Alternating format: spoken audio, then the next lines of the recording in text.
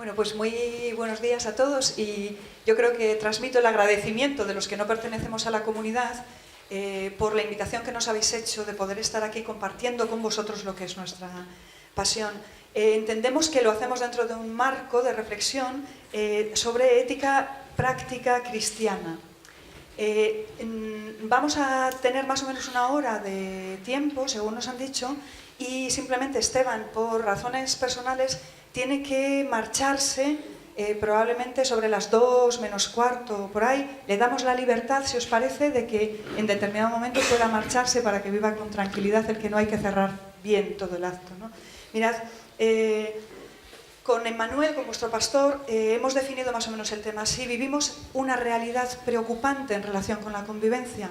La ruptura de la convivencia, la progresiva crispación social, el incremento de la cultura del insulto, de la violencia gratuita en todas sus formas, el incremento también de comportamientos radicalizados y radicalizantes, de ideas y pensamientos que se piensan o piensan al otro desde la exclusión, desde la imposibilidad del acuerdo, desde la intolerancia, actitudes y personas e ideas que niegan al otro los derechos que reclamamos para nosotros mismos, ¿no?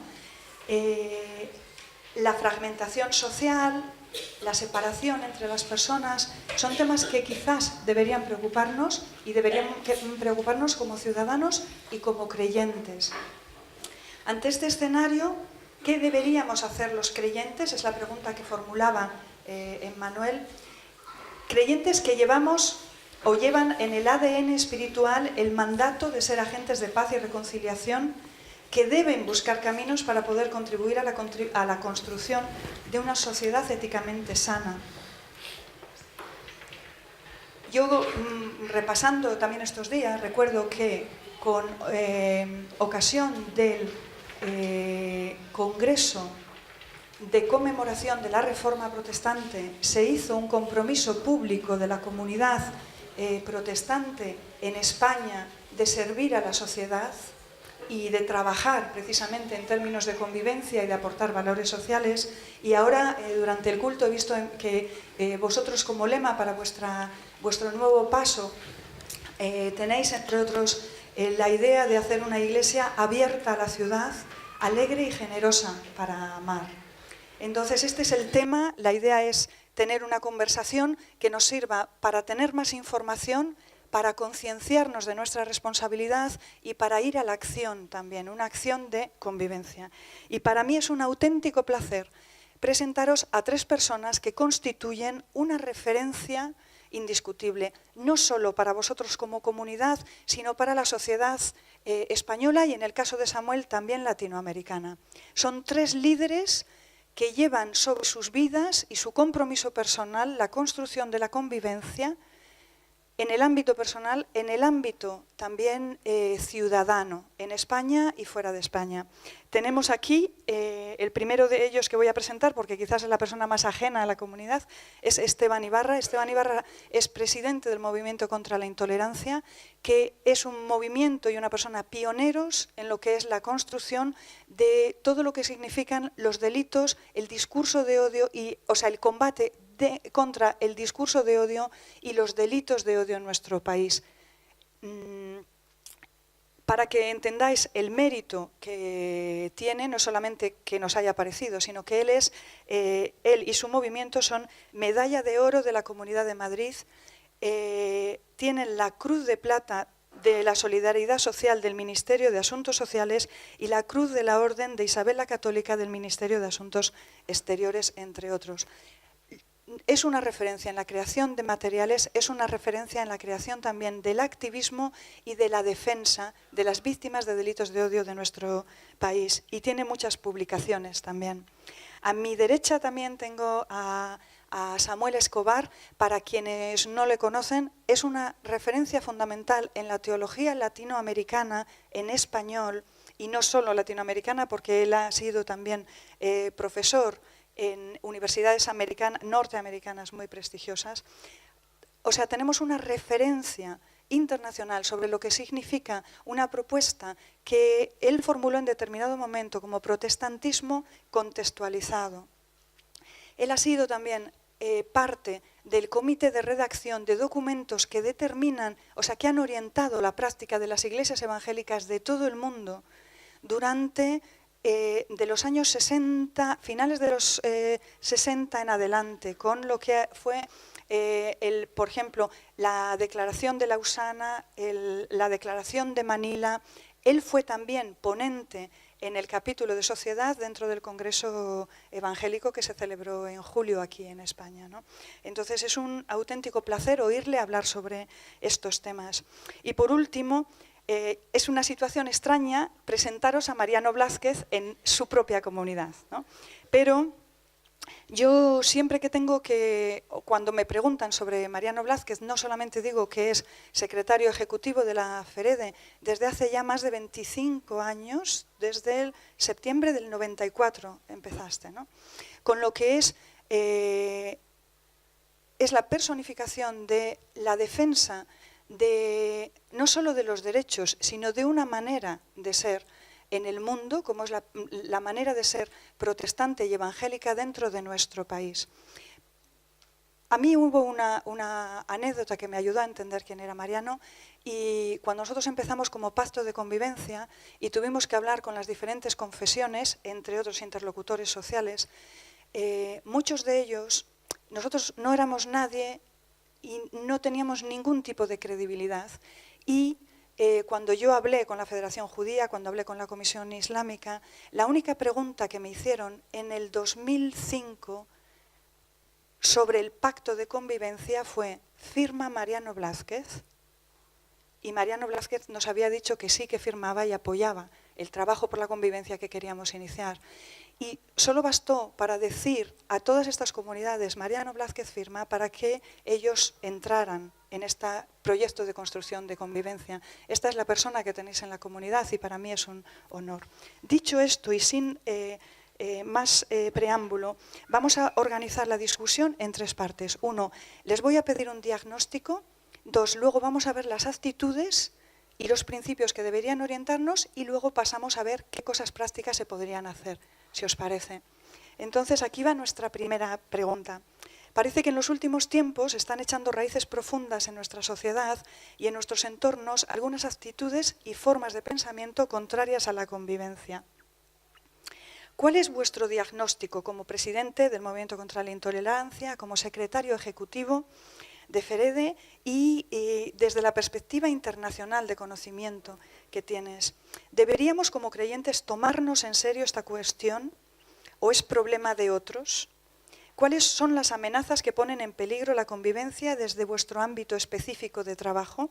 En un contexto tan crispado, todo el mundo nos sentimos amenazados. ¿Somos todos víctimas o nos victimizamos? ¿Quiénes son realmente vulnerables en la actualidad?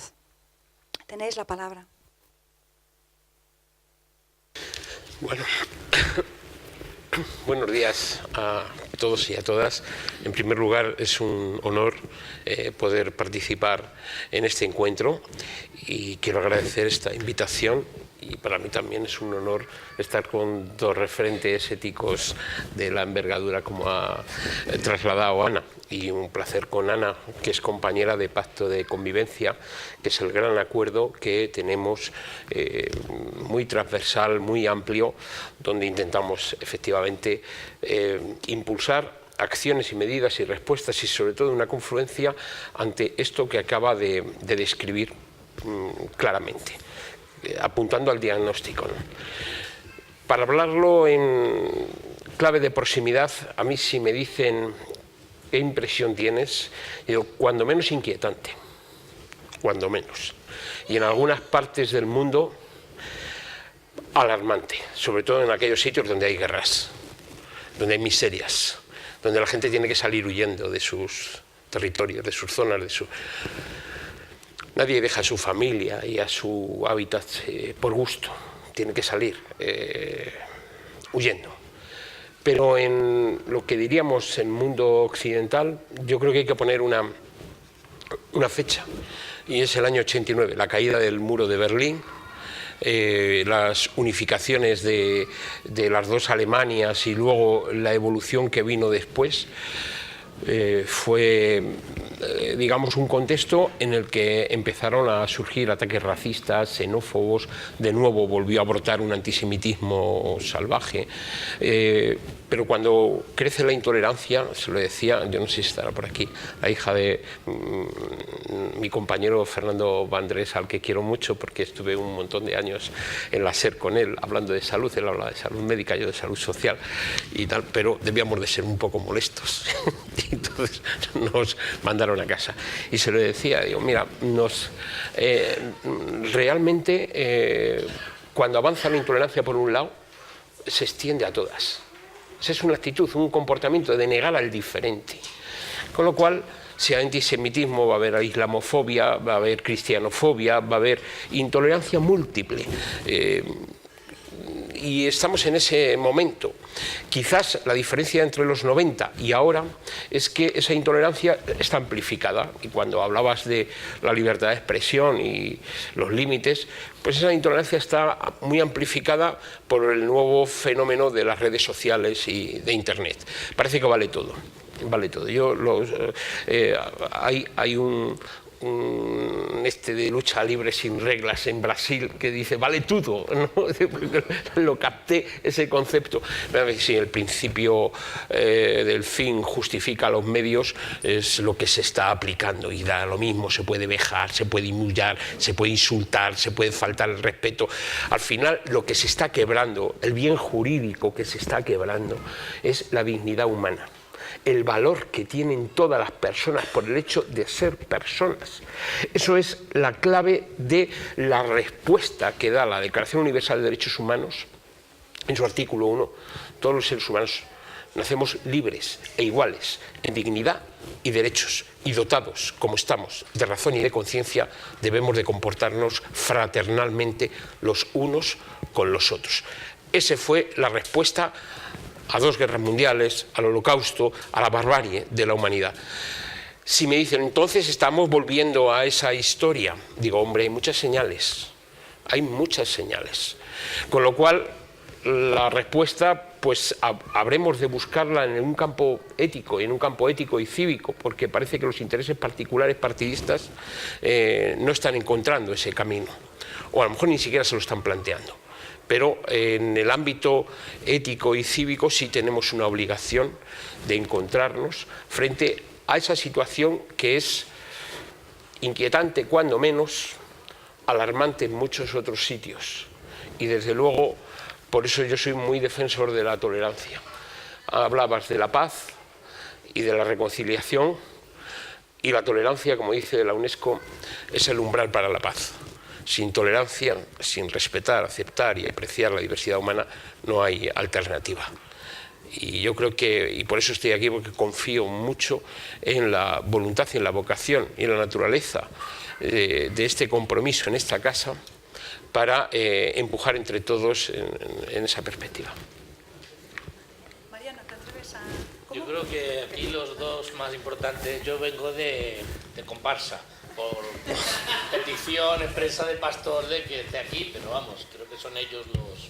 Vale, pero teniendo en cuenta que van a ser ellos los invitados, sí que, o sea, desde la experiencia que tú tienes, Mariano, ¿cómo vivimos todo este tema, la comunidad protestante? Pues regular. En principio mi trabajo es sobre la intolerancia y la convivencia, va en 2 áreas. Una que se ha citado, pues abrir un espacio precisamente para una comunidad que ha sufrido durante siglos de intolerancia en este país, que es la comunidad protestante, y se están recrudeciendo, yo comparto el discurso que ha dado Esteban, porque, y afecta también en la esfera nuestra religiosa, se están recrudeciendo las situaciones puntuales de intolerancia. Cuando murió Franco estaba como secretario ejecutivo José Cardona, y después yo le sustituí, y él me dijo una cosa que me inquietó. Dice, Mariano, ten en cuenta que nunca vas a tener más libertad religiosa que la que tenemos ahora. Entonces, ahí estaba. Y efectivamente, se vivió en toda la época de la transición y primeros años de la democracia, pues una forma de ver mucho más tolerante, de aceptación de la diferencia, de la gente. En cuanto a nuestras iglesias, no eran perseguidas, no eran clausuradas, eran toleradas, no se exigía licencia de apertura, no sé qué. Hoy en día estamos viviendo en un proceso donde ya no dicen a la iglesia que no puede reunirse por ser de una religión disidente, como hasta hace muy poco, no sé si todavía, seguíamos figurando la ley de enjuiciamiento criminal y civil, los ministros de culto disidentes, o sea, no te dicen que eres protestante, sino que eres disidente. Bueno, pues hoy en día no hay esa acusación así, pero hay toda una dificultad de intolerancia que se basa en asuntos administrativos y técnico-legales para intentar impedirte el arraigo de las personas que tienen una confesión diferente. Y ese es un poco mi trabajo en la esfera nacional y también internacional para intentar que haya una legislación que ampare la diversidad y que haya una normativa que afectan a todos por igual. Sin embargo, tengo que decir que luego, de cara al ámbito interno, pues se nos da el fenómeno del niño maltratado, que cuando crece y tiene niños, como no tiene un referente de afecto, pues tiende a maltratar, a reproducir lo que le ha ocurrido en su vida. Entonces esto yo creo que es un fenómeno que se está dando también en el entorno de nuestras iglesias y de nuestra gente de a pie, que está volviéndose también, copiando esto que está en nuestra sociedad, como se ha dicho también por internet y demás, y nos estamos volviendo, se está incrementando niveles de intolerancia dentro del mundo evangélico hacia otros evangélicos o protestantes o hacia otros de afuera. Y esto a veces está motivado, pues la conexión política de algunos de los líderes o de algunos países, y a mí esto me preocupa mucho también. Yo creo que la esencia del Evangelio es la tolerancia de Dios hacia los hombres, y Dios nos manda que de la misma manera nosotros también ejerzamos esa tolerancia y esa misericordia, dejándole a Él el juicio. Así que yo veo que también hay un elemento, y sí tengo que dejar constancia de él, de crecimiento, de movimiento intolerante dentro de nuestra feligresía. Por eso sí tenemos que combatir esas situaciones, analizarlas y avanzar hacia un mayor amor hacia todo tipo de personas sin entender la diferencia.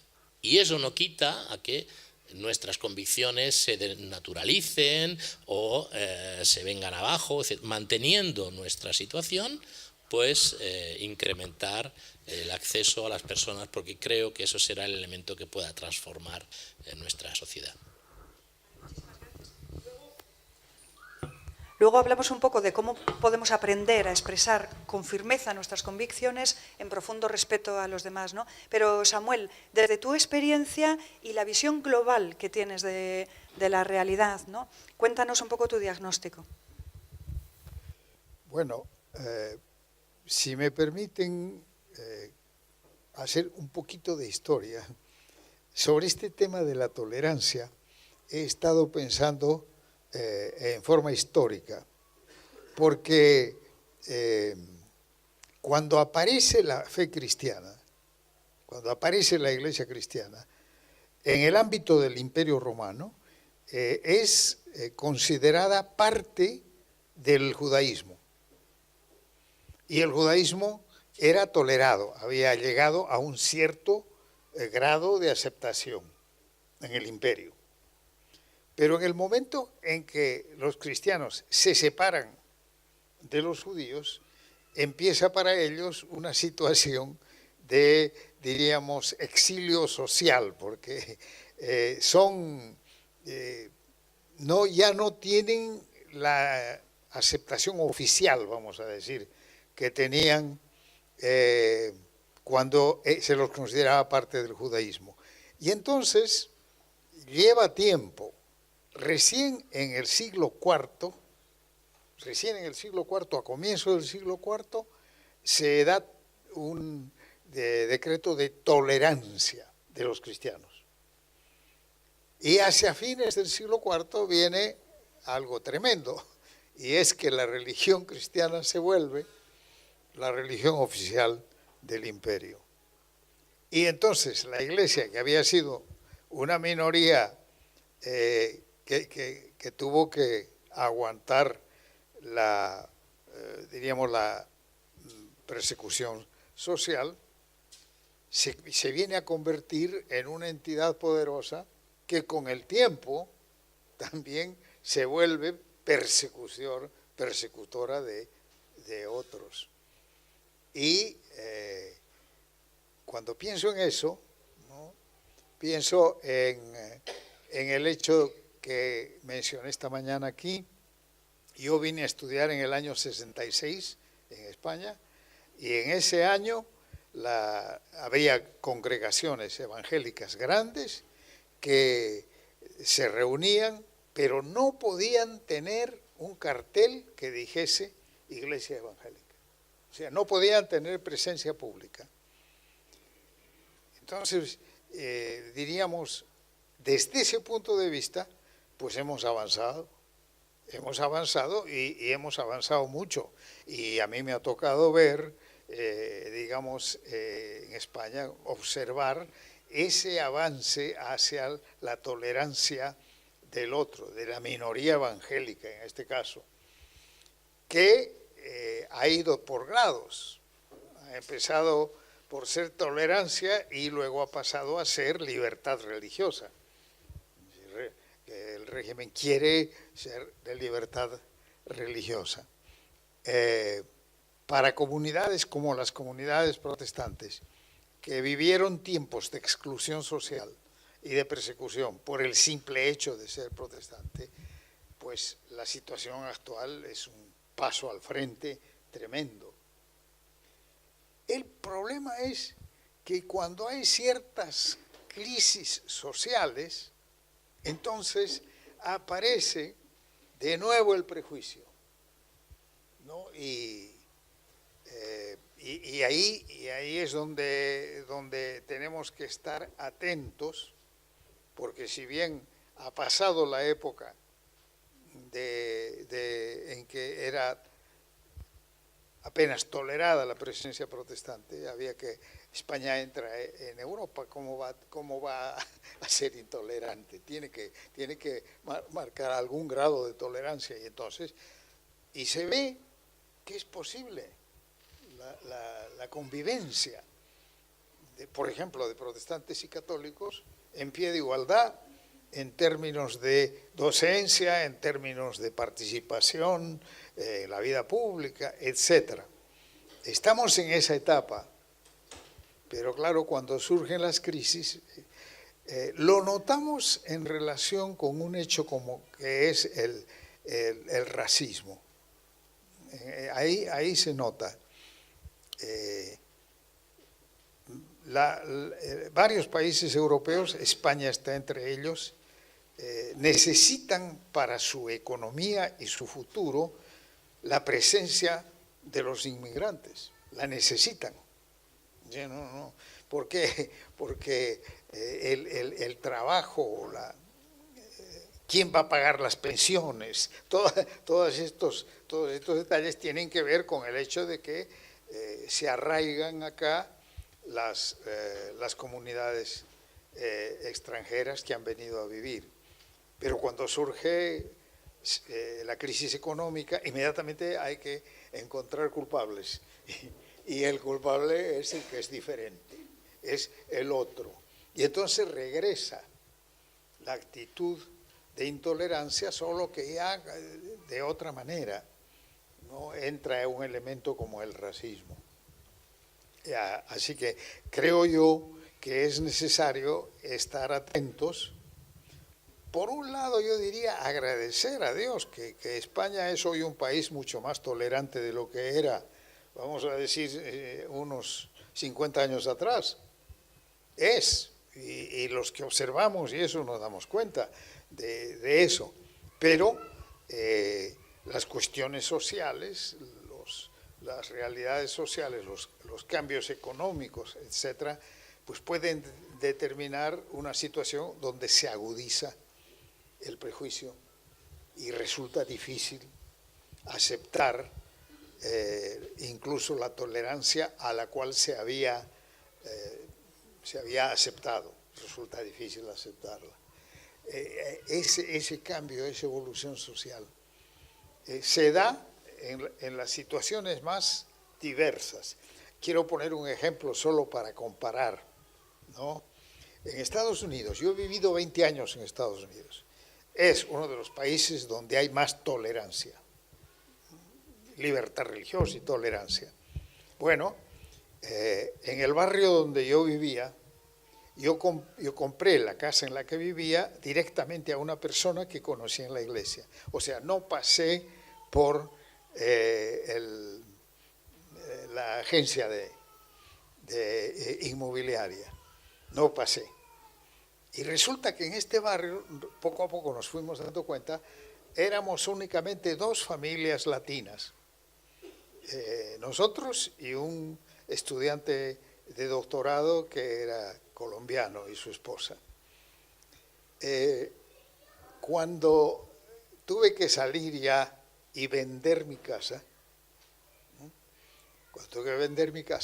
y apareció el aviso, se vende, ¿no? Al día siguiente de aparecer el aviso, en todos los patios de los vecinos había banderas irlandesas y banderas americanas cruzadas, como para decir, acá no queremos que vengan a vivir chinos, coreanos, negros, no queremos. Eso en Estados Unidos, estamos hablando el año 2000.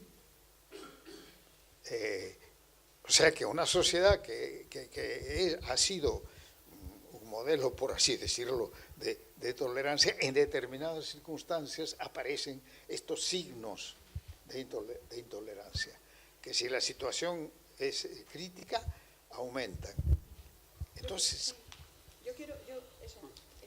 por complementar en la narrativa, ¿no? Es verdad que la tolerancia practicada en el Imperio Romano era de signo utilitarista, era una situación politeísta y bueno, pues mira, una manera de no tener problemas, aceptamos la diversidad religiosa y es verdad lo que acaba de decir Samuel, que en un momento determinado todo eso pega un giro cuando el Estado hace suya pues la religión católica.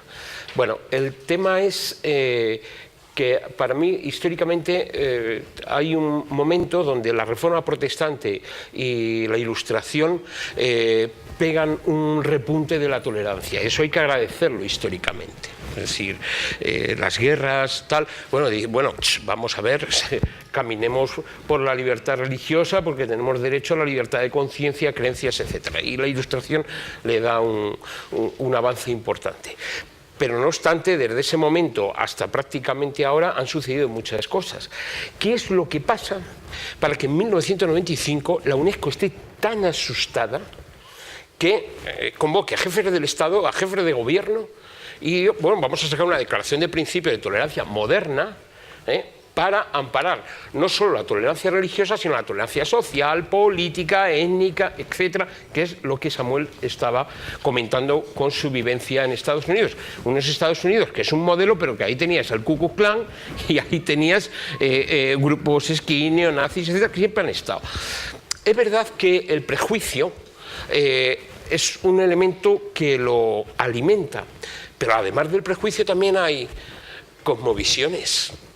No solo son prejuicios, es decir, yo no calificaría nunca a Adolf Hitler como una persona prejuiciosa. Él tenía una visión de jerarquía de las razas, de quiénes estaban en los arios y quién no y tal. Entonces, y luego hay un tercer elemento que alarma mucho en la UNESCO, que es la anomia moral, que es, antes yo cuando hablaba de Internet y del vale todo, estaba apuntando a la anomia moral.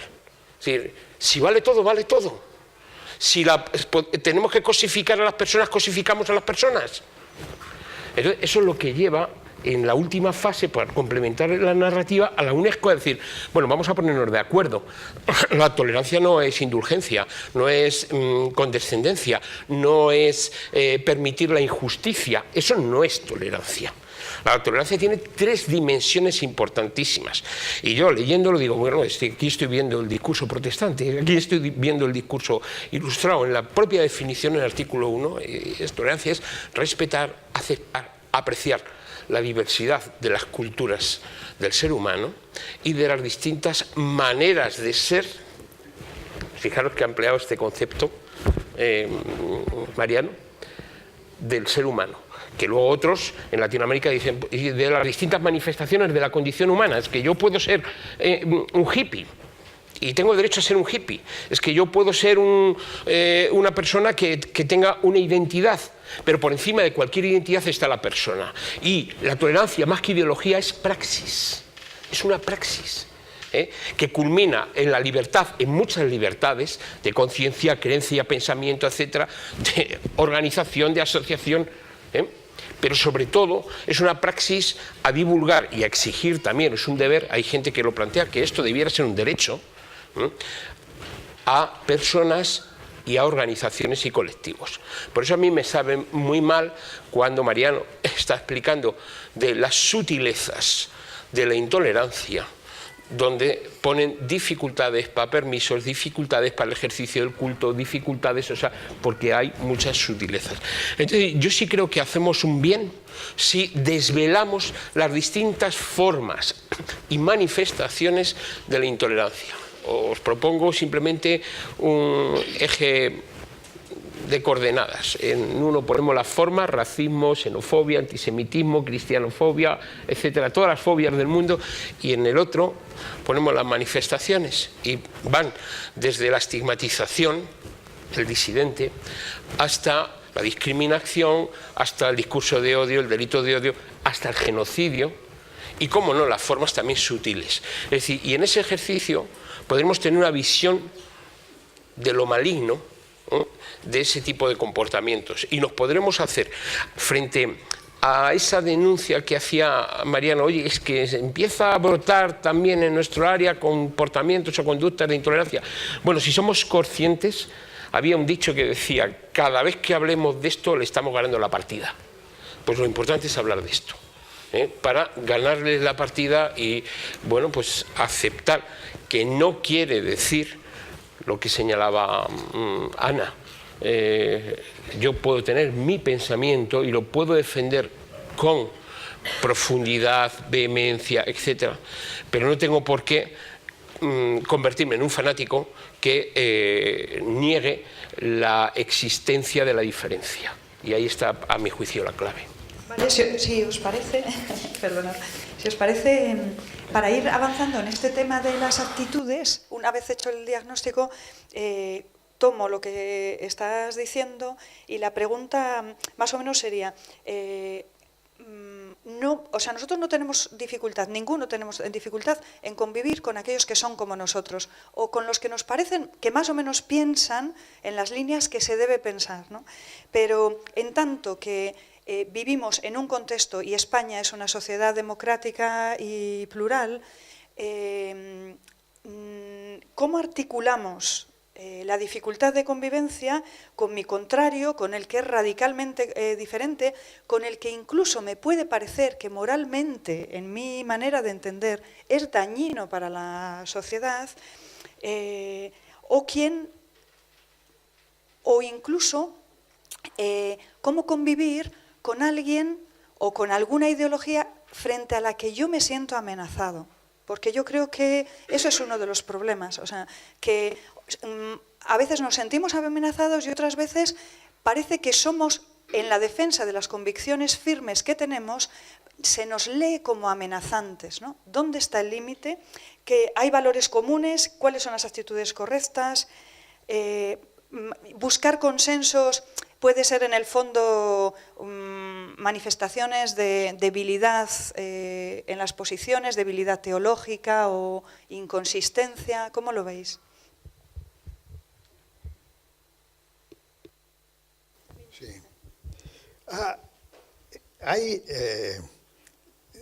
diríamos, las diferencias y semejanzas y eso no son precisas.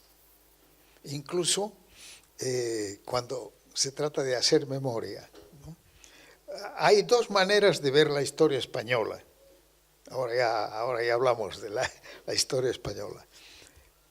Américo Castro, ¿no?, proponía que hubo todo un periodo en la historia de España en el cual judíos, musulmanes y cristianos convivieron, supieron convivir e incluso hubo influencias de unos en los otros.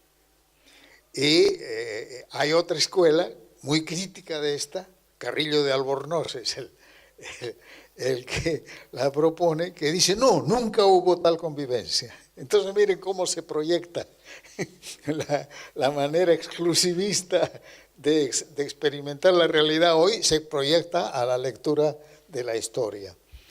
Pero yo creo que hay que, nosotros como protestantes, necesitamos conocer mejor este aspecto de la historia de España, porque nos ayudará a saber mejor cuál puede ser nuestro aporte.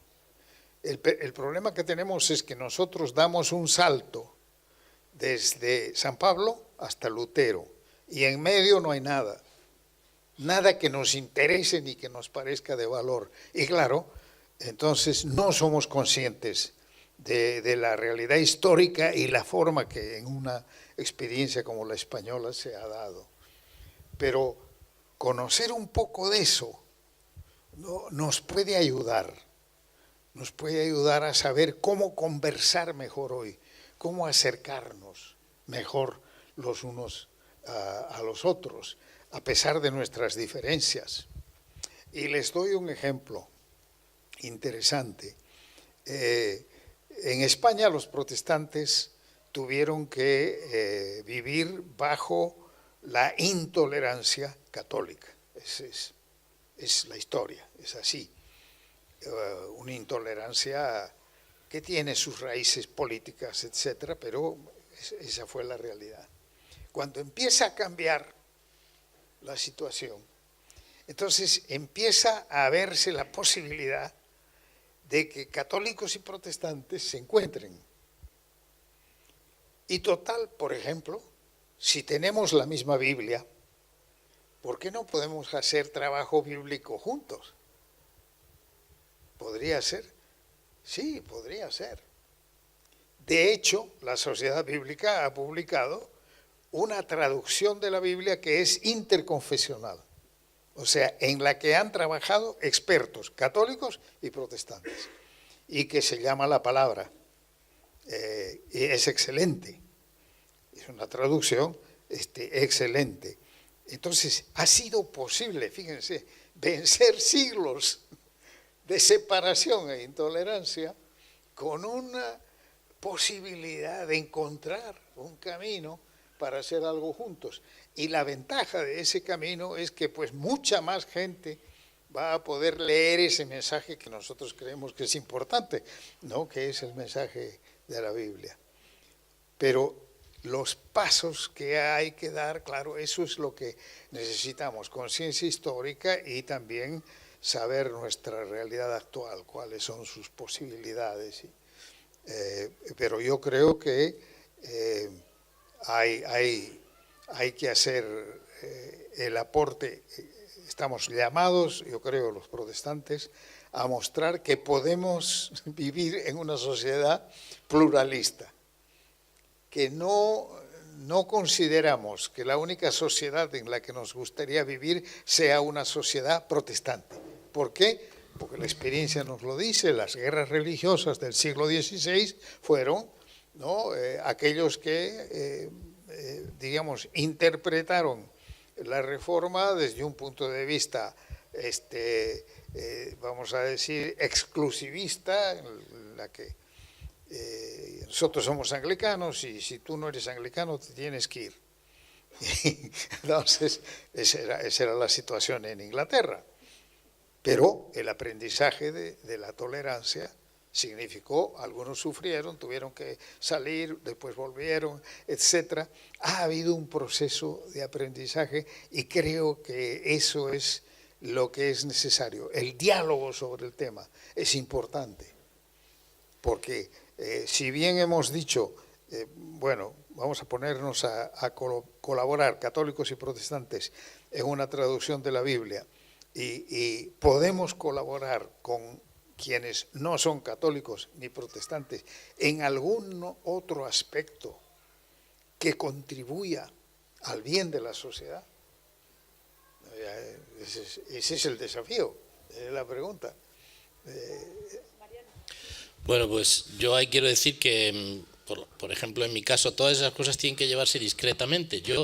A mí cuando me atacan, que me atacan también bastante mediáticamente, yo si me junto con un musulmán no me dicen nada, me junto con un judío me felicitan, pero como me junte con un católico me sacan allí ya, porque esta persecución que a veces nos dieron se refleja en nosotros un anticatolicismo, y eso es intolerancia.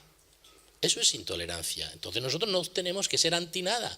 Y yo me siento coaccionado, de verdad, cuando voy con algún obispo, no sé qué, que tampoco vaya... Los obispos piensan que soy un poquito anticlerical y no les falta razón en eso, ¿no? Pero hay personas excelentes que están ahí. Y si yo me junto con algunos de ellos, pues entonces, si alguien, no sé qué, me sacan en los papeles. La Fered es ecumenista, Mariano Blázquez es no sé qué. Entonces, para este acto que hubo allí en Valencia, pues hubo no sé cuántas conversaciones sobre esta situación, porque nos sacan en los papeles. O sea, tenemos, esto a lo que me refería, tenemos todavía este germen. Toda nuestra sociedad, en general occidental, está viviendo esta situación de cierta intolerancia por determinados aspectos a veces objetivos. Esto es lo que ahora se reconoce como el fenómeno NIMBY. ¿Pueden venir musulmanes? Sí, pero que no estén cerca. ¿Puede montarse un centro de rehabilitación? Sí, pero a distancia. No en mi patio trasero, es decir, no cerca de mí, para generar guetos, que es intolerancia. Y también nos pasa a nosotros.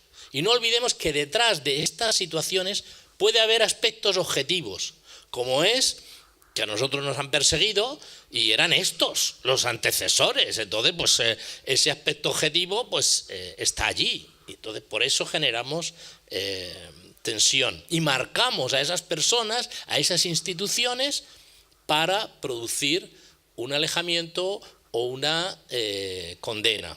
Y bueno, con toda la difusión de Internet, esto es muy fácil hacerlo ahora. Yo básicamente lo que quería decir viniendo aquí es narrar una historia bíblica. Entonces, es de Caín, que mata a su hermano Abel. Es un criterio objetivo para, bueno, matarle, ¿no? Estados Unidos fue a matar a Bin Laden porque mandó matar a 5.000, 10.000 que habían caído. Ojo por ojo, diente por diente. En aquel momento, no sé muy bien, pero ya estaba metido ese concepto también de justicia también retributiva y de al que a hierro muere, pues, con hierro mata, hierro muere, etc. Y la historia bíblica ahí nos muestra un Dios muy preocupado por la justicia. Hay una parte que dice: la voz de la sangre de tu hermano clama a mí desde la tierra. Es lo que le dice Dios a Caín. ¿Dónde está tu hermano? Yo no soy guarda de mi hermano. Dice: la voz de la sangre de tu hermano clama a mí, Dios, desde la tierra. Es decir, hay una afectación muy importante para ese hecho tan terrible que había hecho Caín. Y Dios le dice: no, vas a salir de tu comunidad. Y Caín dice: es muy grande este castigo, tengo que salir de la comunidad y cualquiera que me vea me va a matar. Y Dios marca a Caín, no sé cómo, para defender su vida. Él sale de la comunidad para preservar su vida. Había hecho algo terrible que indignaba a Dios, el único Dios que es justo y que puede impartir justicia. Su justicia fue dar otra oportunidad y marcar para que todo ser humano sea consciente de la misericordia que Dios da incluso hacia las personas que hacen cosas objetivamente terribles. Sin embargo, yo creo que nosotros, los evangélicos, no estamos aplicando esto. Estados Unidos no lo aplicó ese tipo de situación sobre Bin Laden. Fue a buscarle y hasta que no le encontró y le marcó para toda la vida lo que le quedaba, ¿no? Puede estar bien, pero yo creo que como cristianos estamos llamados, bueno, puede estar bien, yo nunca he sido defensor de la pena de muerte, ¿no? Pero entiendo que otros lo ajusten así. Lo que quiero decir es que como cristianos, nosotros estamos llamados a una justicia superior, en imitación de la de Cristo. Que podemos identificar las personas, podemos identificar los males, pero para actuar de manera misericordiosa y constructiva. Por ejemplo, el presidente de Estados Unidos dicen que ha dicho que él niega esos países que son una mierda o algo así, ¿no? Pues puede que objetivamente alguno de esos países estén en una situación de crisis de Estado, que sean estados fallidos. Pero eso lo que nos debe llevar no es a rechazarlos, sino a ayudarles para construir sus estados, su seguridad, y a lo mejor si les ayudas en eso no te van a molestar viniendo a tu lado. Pero si vienen, Dios hizo toda la tierra de una misma simiente, toda la especie humana. Y la tierra es del ser humano. Y las fronteras las hemos construido nosotros, pero no las ha construido Dios. Debemos ser abiertos, tolerantes y como cristianos ejemplificar una comunidad que vive y que integra las diferentes culturas y sensibilidades, sin que por ello marquemos o bajemos las leyes del Evangelio, las doctrinas del Evangelio, etc. Pero podemos construir de una manera diferente y vivir de una manera diferente en nuestra sociedad. Eso es lo que creo. Interesante lo que acabo de escuchar. Situaros, yo abordo todo esto de otra perspectiva, pero es que coincido al 100%. Y, por ejemplo, la relectura de la historia, ¿no? Pues, según hablaba Samuel, pues me evocaba lecturas de aquel periodo, por ejemplo, de confluencia, de convivencia de judíos, musulmanes y cristianos, que yo añadiría y agnósticos y otros escenarios y otros pensamientos, porque ahí coincidieron mucha gente. Hay gente que habla de la Reconquista, ¿no? Pues a lo mejor hay que revisar todo eso, ¿no?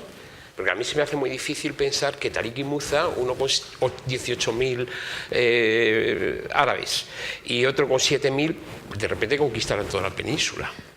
Tuvo que haber algún tipo de acuerdo con gran parte de la población.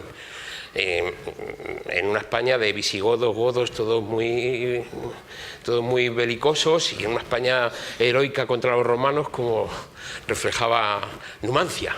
Es decir, ¿cómo que 25.000 hombres y luego imponen un régimen militar?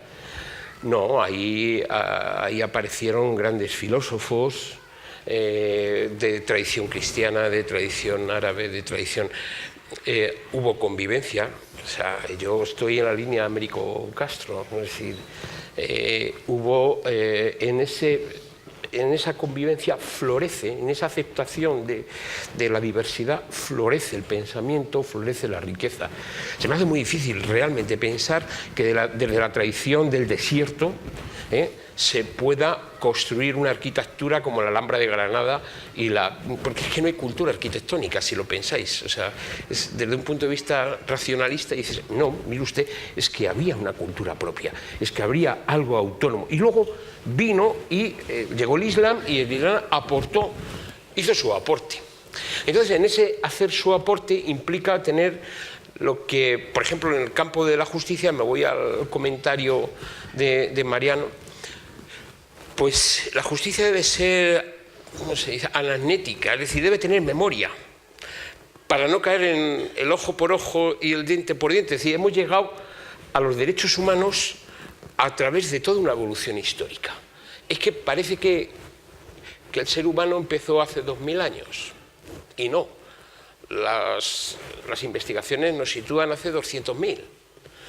Y antes de los derechos humanos, pues hubo la declaración de 1789 de la Revolución Francesa, antes la de Estados Unidos, los Bill of Rights en Gran Bretaña, pero antes hubo el cilindro de Ciro,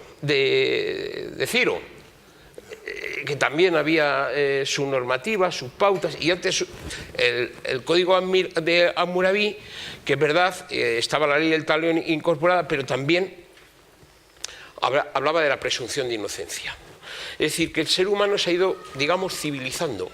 Y la ley del talión, perdona, es un límite al uso de la violencia. Exactamente. O sea, no se establece simplemente y retributivamente. Un ojo no le mates.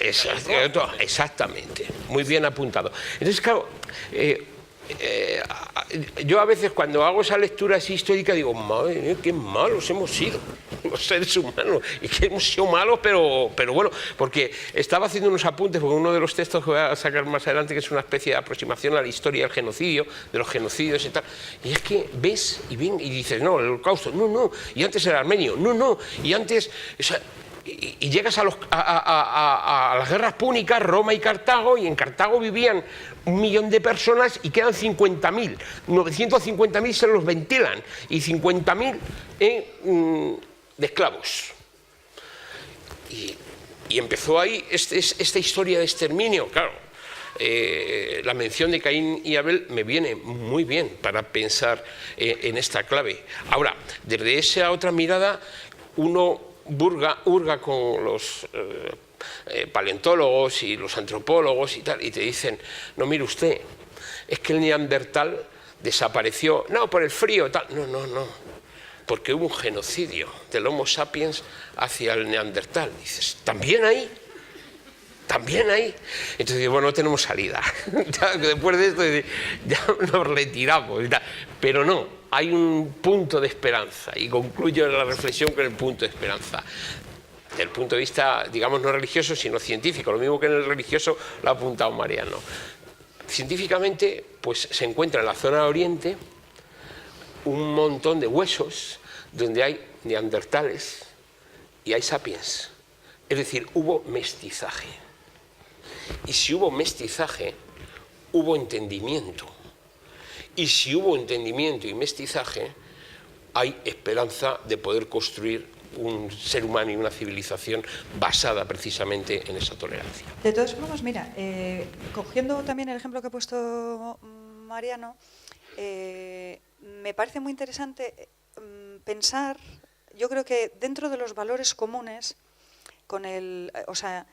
todos somos ciudadanos, o sea, somos creyentes, somos cada uno dentro de su confesión, o, como dices tú, de su no confesión, de su posición de conciencia, ¿no? Pero todos compartimos una condición, y es que somos ciudadanos. Y como ciudadanos dentro de la misma sociedad tenemos responsabilidad sobre temas de convivencia. Y me parece que el ejemplo que pone Mariano de Caín y Abel nos trae a un concepto que es fundamental, y es quizás más que asumir el encuentro como sociedad, tiene que ver más que asumir con asumir los discursos, que es lo que nos genera problemas, es ir a los conceptos fundamentales de dignidad de la persona, de igualdad de dignidad de todas las personas. Y me gustaría que entrarais un poquitín ahí, cuáles son los conceptos fundamentales, y también pensarnos, quizás no desde los discursos, sino desde la perspectiva de la víctima. ¿Qué significaría eso como creyentes?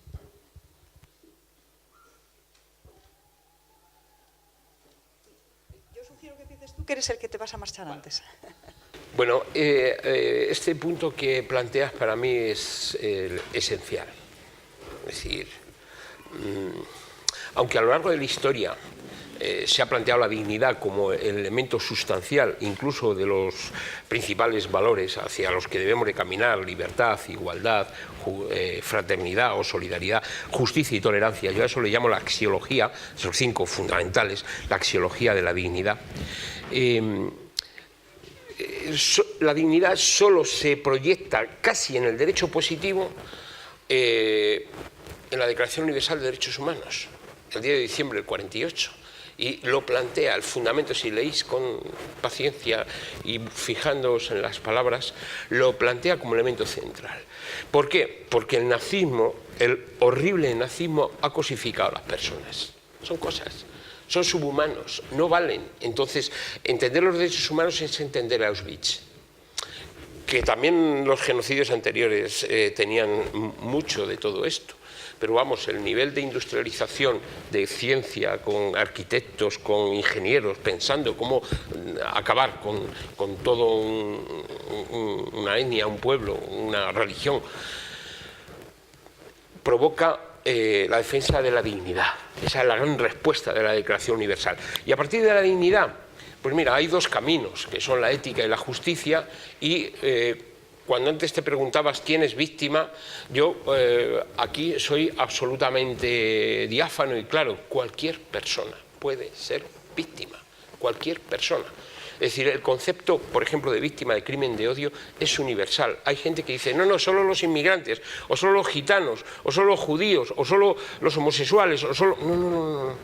No. O sea, cualquier persona, porque el crimen de odio en definitiva es un crimen, una infracción penal en los sitios donde está positivizado, pero si no es un crimen contra la dignidad.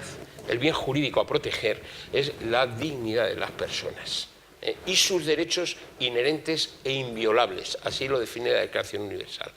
Por lo tanto, si ahora ha habido mucho debate en España.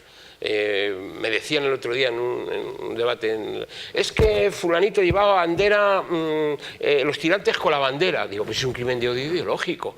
Es que, no, pero los crímenes de odio solo pueden ser si son blancos, son negros. No. Si eso es un crimen de odio racista, un crimen de odio ideológico, un crimen de odio xenófobo, un crimen de odio homófobo. Es decir, usted le pone el apellido, pero la matriz fundamental es que usted, porque es diferente, le está negando algo que no se puede negar, que es el derecho a vivir.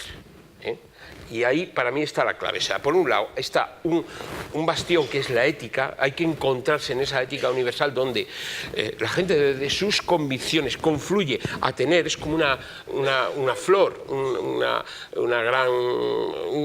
una flor que tiene un elemento central y luego ya cada cual tiene su moral cristiana, su moral musulmana, su tal, pero compartimos esa ética fundamental. Y la justicia tiene que poner límites.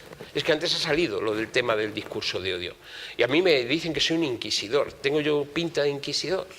Es decir, pero lo que les estoy diciendo es que no voy a consentir la difamación de mi amigo Mariano, ni de mi amigo Samuel, y más por sus convicciones religiosas. Y que yo estaré en primera línea para defender su derecho a desarrollar sus convicciones religiosas. Y que el único límite que hay es precisamente proteger esas libertades y los derechos de los demás, que eso lo plantea el artículo 30 de la Declaración Universal de los Derechos Humanos. Estas libertades y estos derechos proclamados en esta declaración no podrán ser utilizados para violar las libertades y los derechos de los demás. Y eso es lo que tiene que hacer la justicia positiva.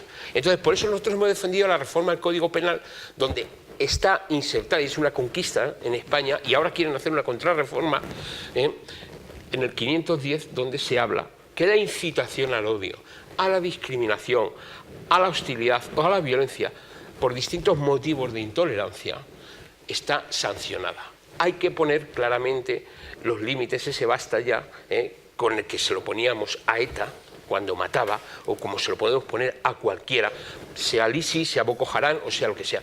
Pero hay que poner ese basta ya. Y a partir de ahí, pues generar ese espacio fructífero de convivencia. Para mí, ese es el camino. Mariano, Samuel, ¿qué actitudes, qué valores hay?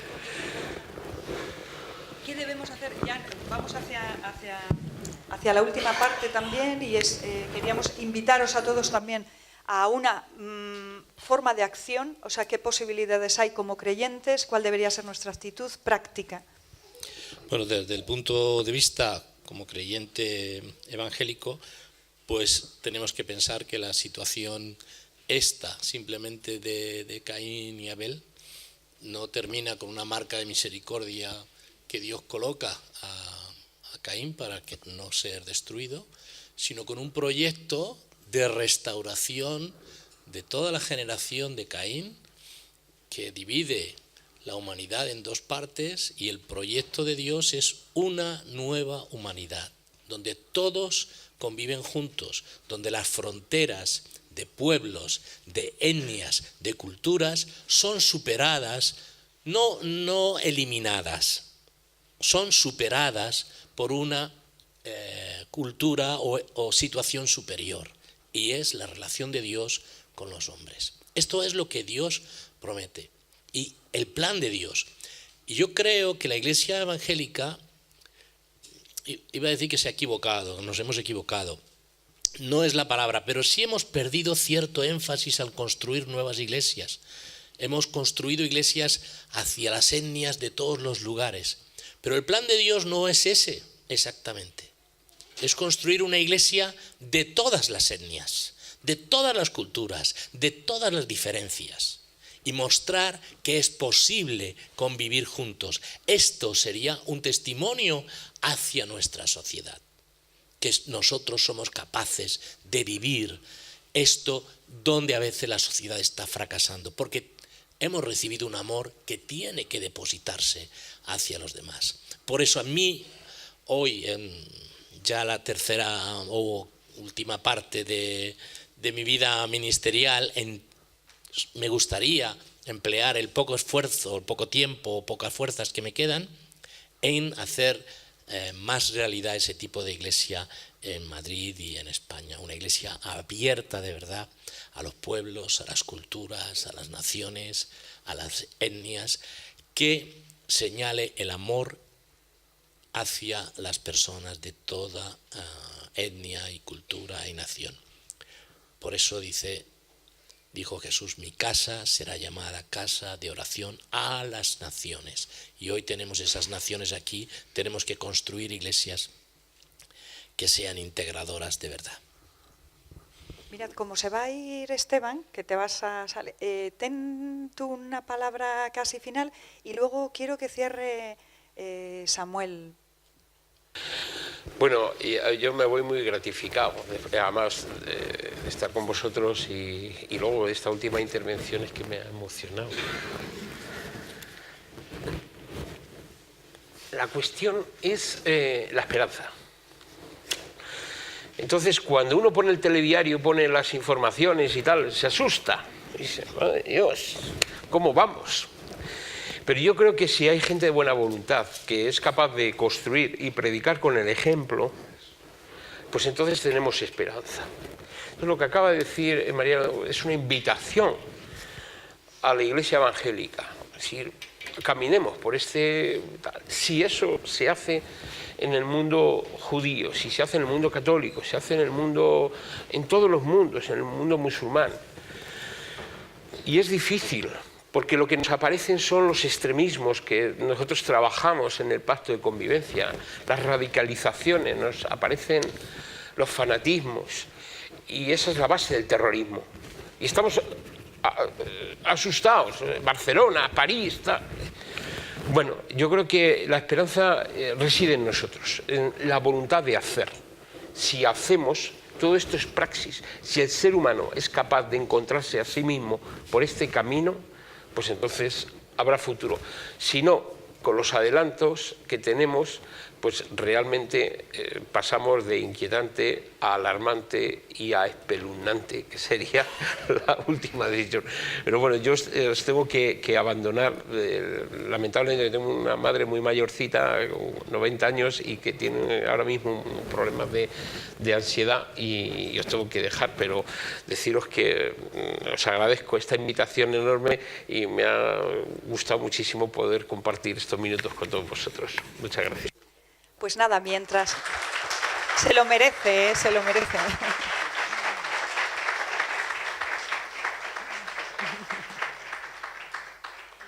Pues mientras despiden, yo sí que le voy a pedir una última palabra a Samuel.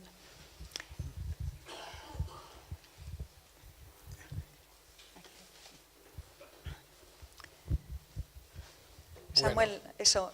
A mí me gustaría, aparte de lo que hayas pensado para decir, la esperanza tiene que ver con la siguiente generación. Mariano ha hablado de efectivamente, lo difícil que ha sido la trayectoria protestante dentro de la historia en España. Y las heridas no se niegan y las heridas hay que sanarlas, y si no se sanan, además, se producen momentos patológicos, ¿no? Pero si queremos realmente ser creyentes para este siglo XXI, ¿cómo lo debemos hacer? Es realmente este llamado que hay en el Evangelio no solo a amar al prójimo como a nosotros mismos, sino a amar a nuestro enemigo. Este llamado que dicen las bienaventuranzas, que dice: bienaventurados los pacificadores. Son, como dicen algunos teólogos, o como dice alguna gente, son utopías que hay que interpretar porque no se sabe no sé qué, o realmente desde la praxis, ese es el compromiso que tenemos que tener. Eso. Bueno, si me permiten hacer un poquito una referencia histórica. He hablado de los Estados Unidos como un país modelo de tolerancia, ¿no? Pero no hay que olvidarse que si bien la declaración, la Constitución de los Estados Unidos, cuando se constituyen como país, empieza con la afirmación: todos los seres humanos son iguales. Empieza diciendo: creemos que todos los seres humanos, que Dios creó a todos los seres humanos iguales. Eso decía el texto. Pero cuando yo fui a vivir, o cuando yo fui a visitar por primera vez por extenso, me tocó viajar del norte al sur de Estados Unidos, y entonces cuando cruzabas la línea pasando de Maryland a Virginia, resulta que yo tenía que preguntarle a mi esposa: ¿a cuál baño voy? ¿Al de los blancos o al de los negros? Porque esta sociedad que había empezado declarando que todos los seres eran iguales, que Dios los había hecho iguales, no había conseguido un grado de igualdad que incluyese a los afroamericanos. Y si quieren saber más, pregúntenle a su pastor, porque él ha escrito un libro sobre Martin Luther King, ¿no? Y lo que costó recuperar esa visión. Ahora,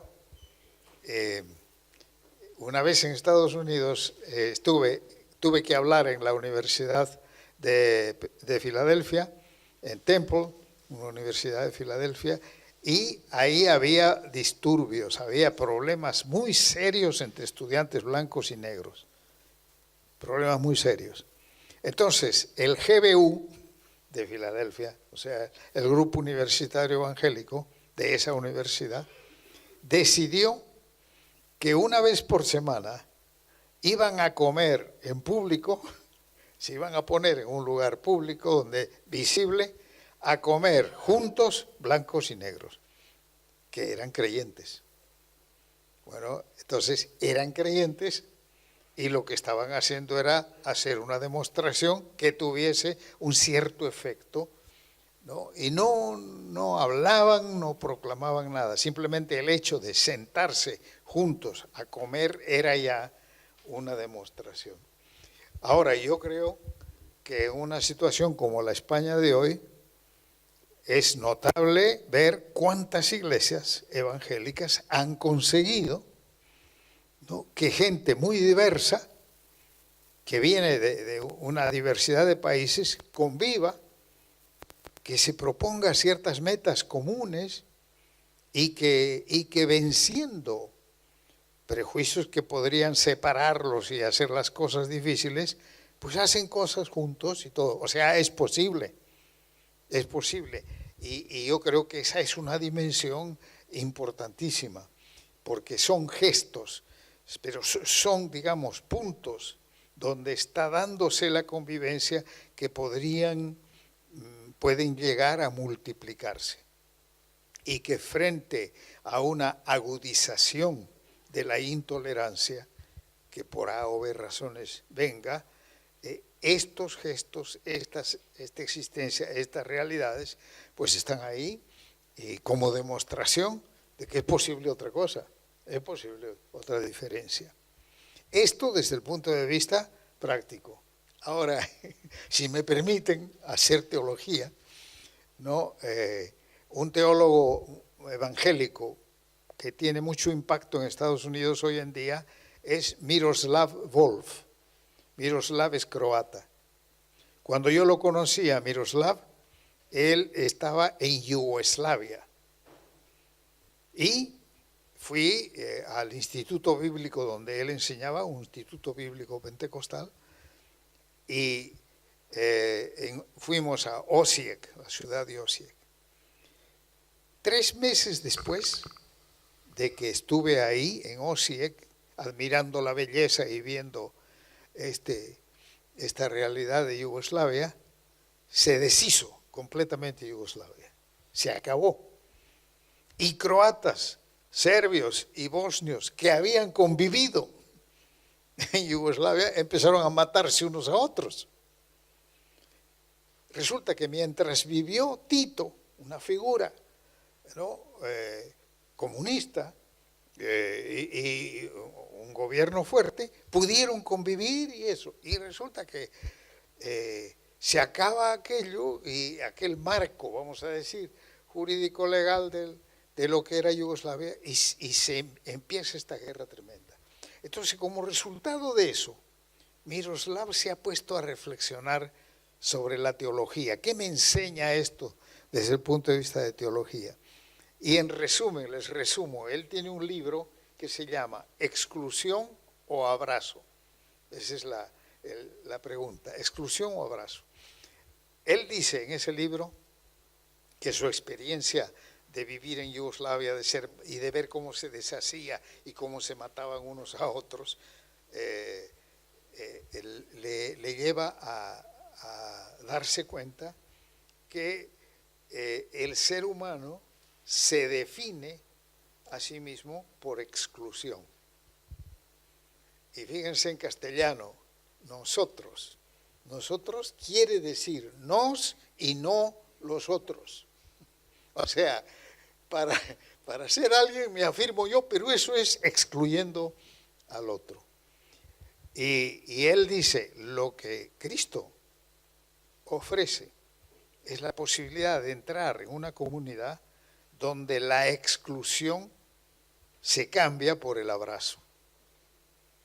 Y en eso nos vamos a dar cuenta, porque en las epístolas está a cada rato. Ahora soy uno.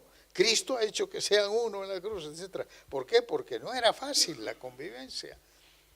Surgían problemas y todo. Pero, evidentemente, la clave de la conducta social del cristiano era el hecho de que él era ahora parte de una comunidad donde gente muy diversa entre sí se había aceptado mutuamente y podían convivir, habían sustituido la exclusión por el abrazo.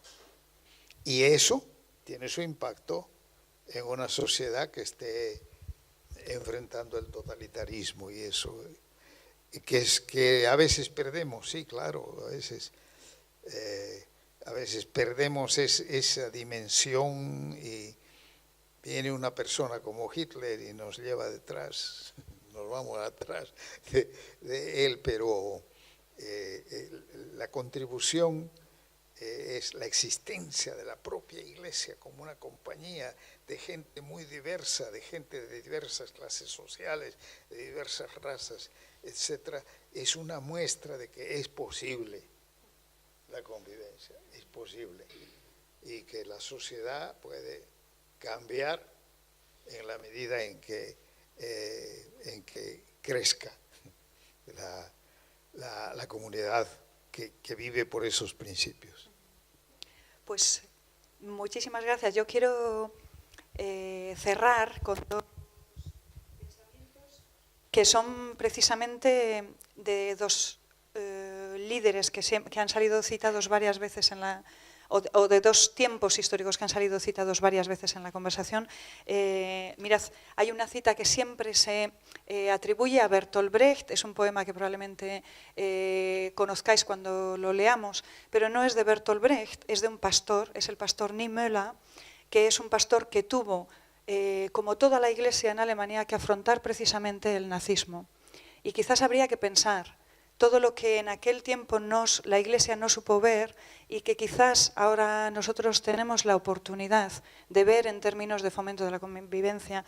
Ese poema dice: cuando los nazis vinieron a buscar a los comunistas, guardé silencio, porque yo no era comunista. Cuando encarcelaron a los socialistas, guardé silencio, porque yo no era socialista. Cuando vinieron a buscar a los sindicalistas, no protesté, porque yo no era sindicalista. Cuando vinieron a por los judíos, no pronuncié palabra, porque yo no era judío. Cuando finalmente vinieron a por mí, no había nadie más que pudiera protestar.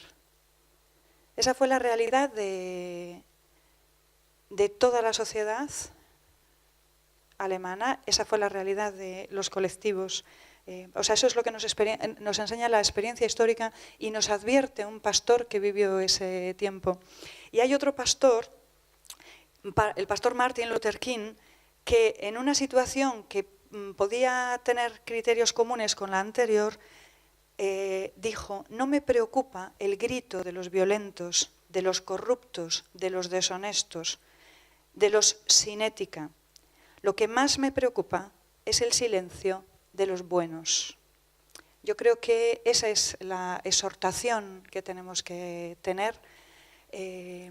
Ha sido un placer estar aquí, aprender de vosotros y de tener estos tres líderes de la sociedad civil actualmente en España.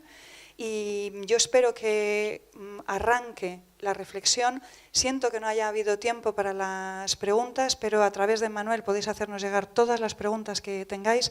Y a nosotros desde Pacto de Convivencia sí que nos gustaría, que pensarais si de alguna manera queréis comprometeros con estos temas, porque como decía Esteban, somos muy pocos y necesitamos todas las manos. Entonces, cualquier cosa, haced la reflexión como comunidad y espero que os haya servido. Muchísimas gracias.